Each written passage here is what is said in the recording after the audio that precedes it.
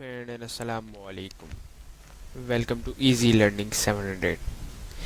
ये lecture series है MGT611 की, जिसके अंदर हम business and labour laws discuss करेंगे। तो आइए आज की वीडियो का आगाज़ करते हैं।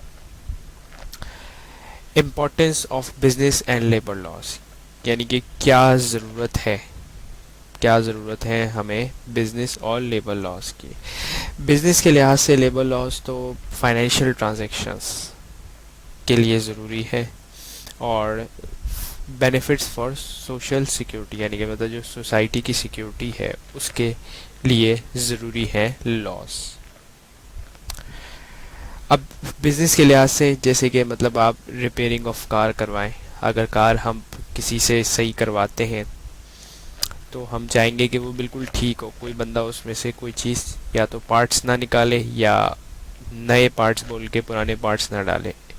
डेली परचेजेस ऐसे थे, हम कोई भी सौदा सर्फ खरीदते हैं तो हमारी कोशिश होती है कि हम उसी चीज़ के पैसे दें जो हमने मांगी थी, मतलब ख़राब क्वालिटी ना हो। बस के अंदर हम दर्जी को या फिर हम किसी फ्रेंड्स को लोन दें, या फिर हम खुद बैंक से लोन ले। जैसे तो जब हम बैंक से लोन लेने जाते हैं तो वो बैंक हमें ऐसे लोन तो नहीं देता, कुछ कवाविद व जवाबित रखता है और उस पर लोन देता है। हम परचेज़ करें प्रॉपर्टी या फिर सेल करें प्रॉपर्टी को, तो उसके अंदर भी कुछ शराइत होती है कि भाई गवाह होंगे और इस तरीके से कानून प्रोसीजर्स है, और कोई मॉर्गेज करवाए चीज़ को या फिर लॉकर ऑफ बैंक में हो।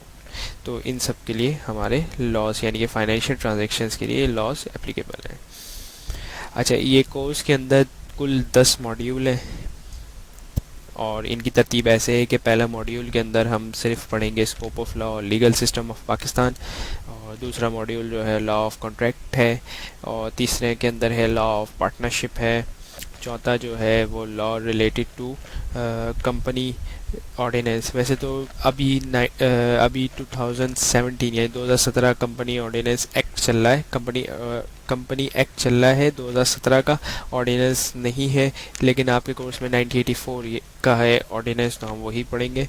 और लॉ ऑफ नेगोशिएबल इंस्ट्रूमेंट है सिर्फ पाँचवा, और छठा मॉड्यूल जो है वो law relation to the sales of good है और कैरेज ऑफ गुड्स है, और सातवां मॉड्यूल है लॉ ऑफ ट्रस्ट, आठवां मॉड्यूल है law relation to the property, यानी कि ट्रांसफ़र ऑफ प्रॉपर्टी वगैरह के, और नवा है लॉ ऑफ इंश्योरेंस, और 10वां है लेबर लॉस। अब हम डिस्कस करते हैं, पहले मॉड्यूल की तरफ बढ़ते हैं और डिस्कस करते हैं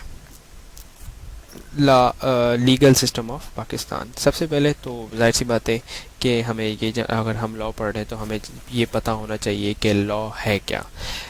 हम इस डेफिनेशन को अगर देखें तो इसमें कहा जाए कि law consist of rules that regulate the conduct of individual business organisation within the society. मतलब क्या कि जो लॉ है वो रूल्स है मतलब कायदे हैं कि भाई कोई चीज़ किस तरह होगी। अब जैसे इंडिविजुअल के लिए, बिज़नेस के लिए, ऑर्गेनाइजेशंस के लिए, और एक सोसाइटी, यानी मतलब हम जिस जगह रह रहे हैं ये सोसाइटी है ह्यूमंस की, इसके अंदर हम रह रहे हैं, तो इसके अंदर कोई चीज़ रूल्स के तहत, यानी कोई भी काम होगा वो रूल्स के तहत होगा। मिसाल दे दिया, इंडिविजुअल के लिए रूल्स क्या है कि आप सड़क पे जा रहे हैं तो ट्रैफिक सिग्नल लाल है, तो इसका ये मतलब है कि आपको रुकना है। अगर आप नहीं रुकेंगे तो कानून की पासदारी नहीं कर रहे। बिज़नेस के लिए जैसे अगर आप कोई भी तिजारत कर रहे हैं, जैसे आप कोई माल बेच रहे हैं, तो कोई ऐसा माल ना बेचें जैसे कि जो इलीगल हो, जैसे कि ड्रग्स हैं या फिर कोई ऐसी आर्म्स हैं, इलीगल आर्म्स ना बेचें।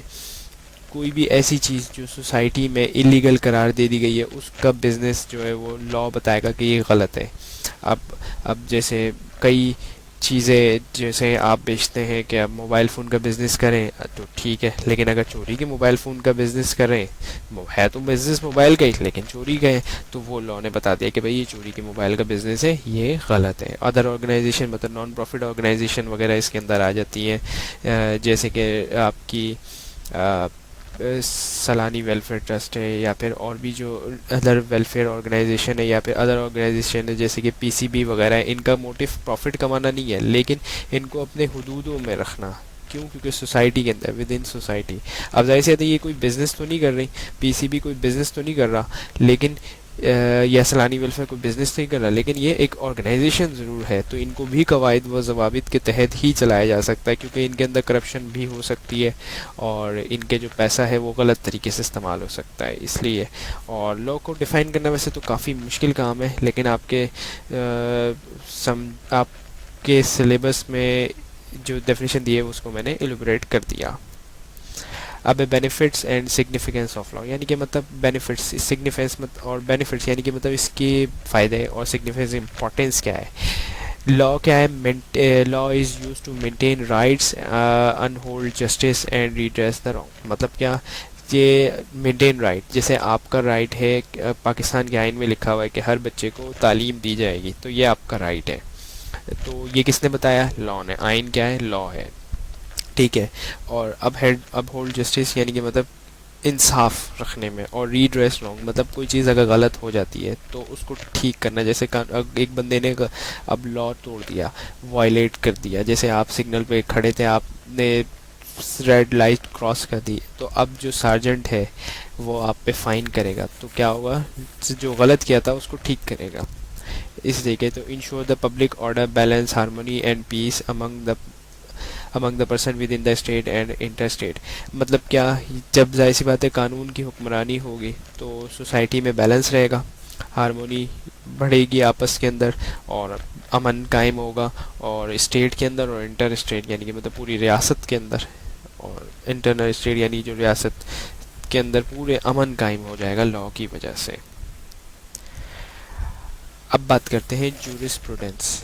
जूरिस्प्रूडेंस है लातीनी ज़बान का वर्ड है, जिसमें है जूरिस का मतलब है, दो वर्ड से मिलके बना है, जूरिस और प्रूडेंस। जूरिस के मायने है लातीनी ज़बान में है लॉ, और प्रूडेंस के मायने है नॉलेज, यानी कि कानून की नॉलेज होना। इसका मतलब जो है वो ये है कि कानून की नॉलेज होना। जूरिस्प्रूडेंस का मतलब क्या? अब इसके अंदर के क्या मतलब कि आपको जैसे जस्ट एंड अनजस्ट, यानी कि मतलब क्या? मतलब आपको पता हो कि क्या चीज़ करना सही है, जस्ट, एंड क्या चीज़ करना गलत है।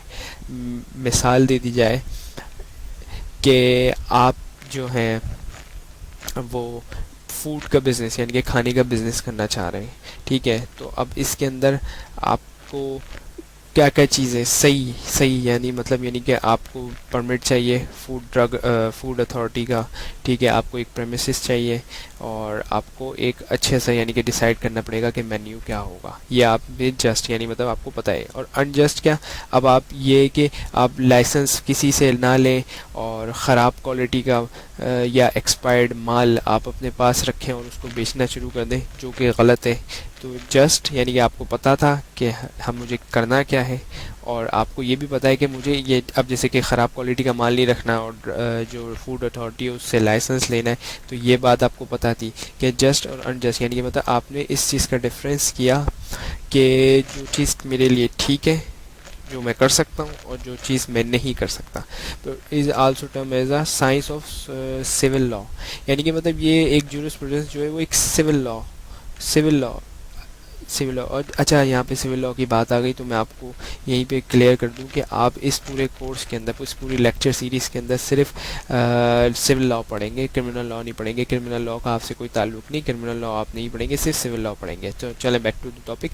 It deal with the law that enforceable by, यानी कि मतलब जो कोर्ट है, यानी मतलब जो आपके बैठे हुए हैं, सेशन कोर्ट है, सुप्रीम कोर्ट है, हाई कोर्ट है, ये सारे जो जो कोर्ट बैठे हुए ये इस चीज़ को इन्फोर्स यानी कि मतलब अमल दरामद करवा सकते हैं।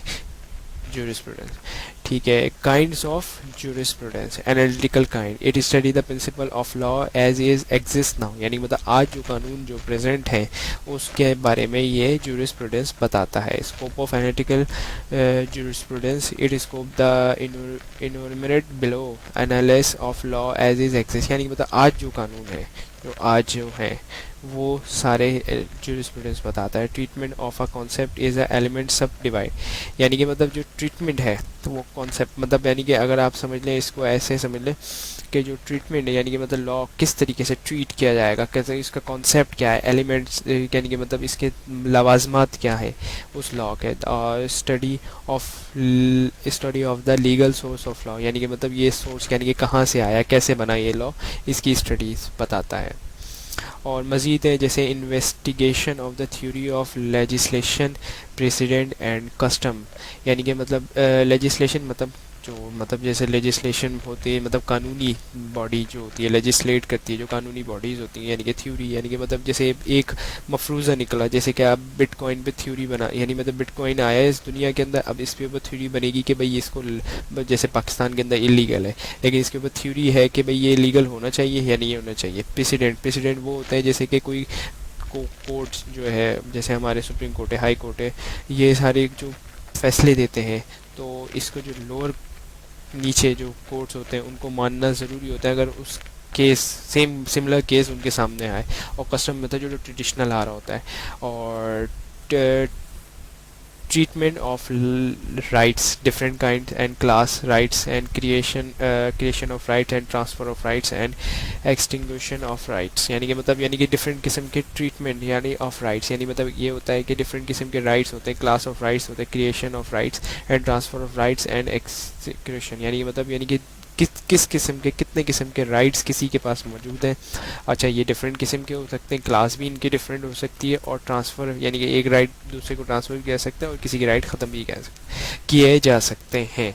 Dealing with the legal liability in kind extend of incident, यानी कि मतलब अब जैसे मिसाल दे दिया, आप इसका पाकिस्तान में रह रहे हैं, तो पाकिस्तान के अंदर आपको कितने किस्म के लॉज फॉलो करने हैं, तो ये आपकी लीगल लायबिलिटी है। मतलब आपने किसी से कॉन्ट्रैक्ट नहीं किया कि मुझे ये फॉलो करने, लेकिन ये आपकी लीगल लायबिलिटी, क्योंकि आप पाकिस्तान के शहरी हैं।